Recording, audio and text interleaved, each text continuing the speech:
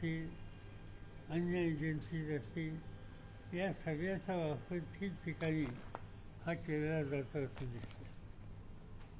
आणि तो गैरवापर आहे. याचं उदाहरण द्यायचं असेल तर कर्नाटकामध्ये तिथल्या एका सिनियर मंत्र्यांच्या संदर्भात ॲक्शन घेतली गेली, त्यांना अटक केली गेली आणि शेवटी ती केस त्यांनी कोर्टामध्ये लढल्याच्या नंतर शिवकुमार त्यांचं नाव, तर कोर्टाने त्यांना निर्दोष सोडलं. आज राज्यामध्ये एखाद्या क्रमांक 2चा सिनियर मंत्री त्याला अटक करणं, त्याच्यावर ॲक्शन घेणं आणि त्या ॲक्शन ह्या कोर्टामध्ये न टिकणं, याचा अर्थ स्वच्छ आहे की ईडीचा गैरवापर ह्या सातत्याने केला जातो. आणि महाराष्ट्रामध्ये हे काम सुरू झालं असं दिसतं. यापूर्वी अनिल देशमुख यांच्या ॲक्शन घेतली गेली, त्यांच्या संबंधी जो आरोप केला जायला की एका शिक्षण संस्थेला 100 कोटी रुपये त्यांनी घेतले, त्यासाठी त्यांना अटक केली, तुरुंगात ठेवलं. आणि असं दिसतंय की ते 100 कोटी हा जो आकडा होता तो चार्जशीटमध्ये 1 कोटी रुपयाचा आहे आणि 1 कोटी रुपये चेकनी शिक्षण संस्थेला घेतलेले आहेत, ती देणगी आहे. पण त्यासाठी अनिल देशमुखांना तुरुंगात जावं.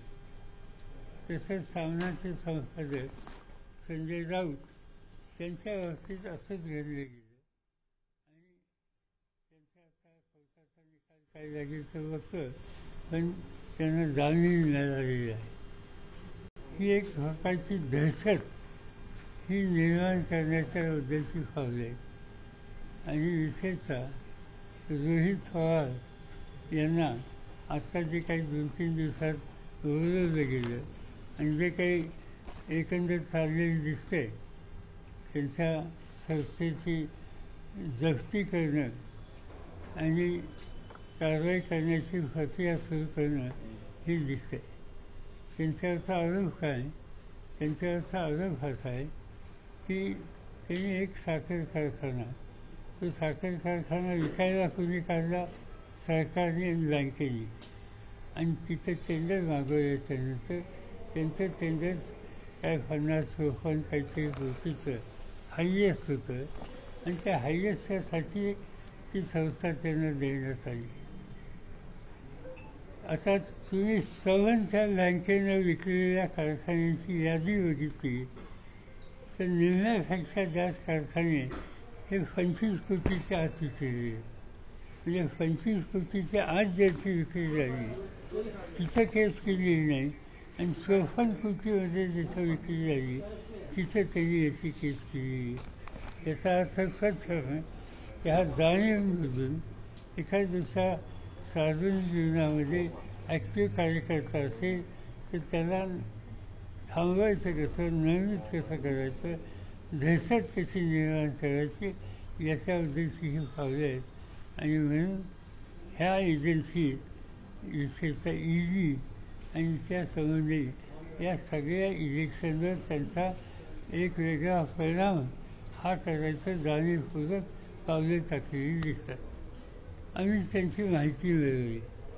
माहिती आता साधारणतः असं आहे की हे एन्फोर्समेंट डिपार्टमेंट 2005 ते 2023 हा 17 वर्षाचा काळ आहे.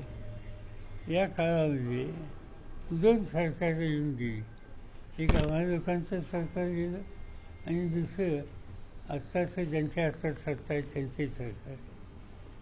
या सगळ्या काळामध्ये ईडीच्या केसेस 5,906 या नोंदवल्या गेल्या. 5,906 आणि यापैकी चौकशी करून आजपर्यंत डिस्पोज किती केल्या तर 25. म्हणजे 5,906 पैकी ज्याचा निर्णय लागला तो 25.42%. म्हणजे 42% हा डिस्पोजल रेट आहे.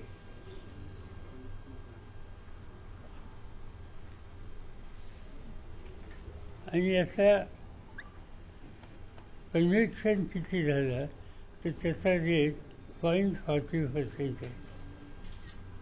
आता ईडी या संस्थेच्या साठी आज पार्लमेंट किंवा केंद्र सरकार दरवर्षी किती रक्कम खर्च करतं तर ईडीचं बजेट 2022मध्ये 300 कोटी होतं आणि आत्ता साधारणतः 404 कोटी हे ईडीचं बजेट आहे.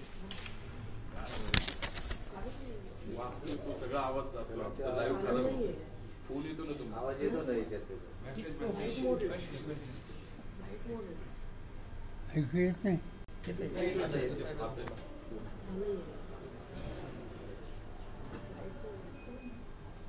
आता बीजेपी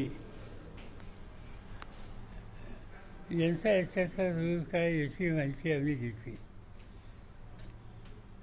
ईडी गेल्या 18 वर्षामध्ये 2022पर्यंत 147 नेत्यांची चौकशी केली आणि त्या 147मध्ये 85% नेते हे विरोधी पक्षाचे, नॉन बीजेपी.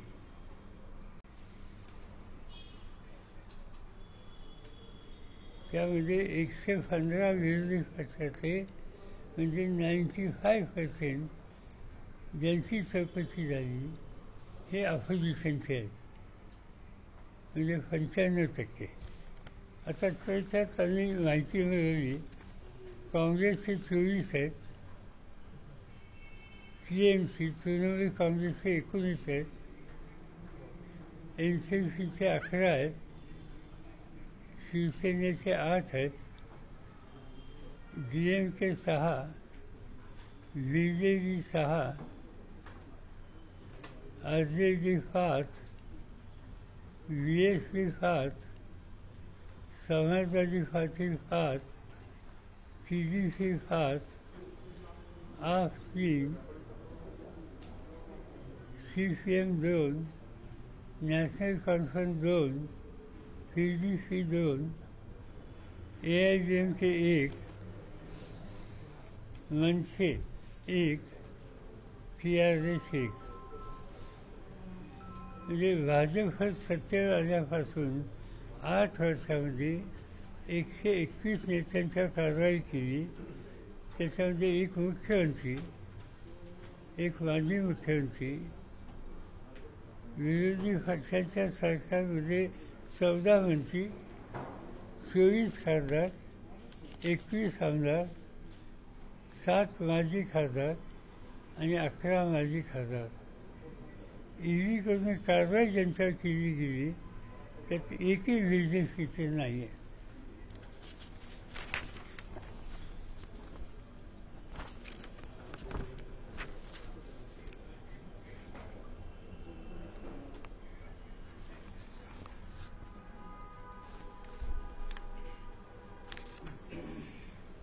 आता हे जे पक्ष ह्या कोणा किती कारवाई केली याचे काही आकडे मी तुम्हाला दिले. अजूनही काही दिवशी माझ्याकडे विशेषतः 2014ला हे सरकार सत्तेवर आले. 2014 ते 2022 या सगळ्या काळाचा आकडा बघितला तर काँग्रेस 22, तृणमूल काँग्रेस 19, राष्ट्रवादी 11, शिवसेना 8, DMK 6, बिजू जनता दल 6,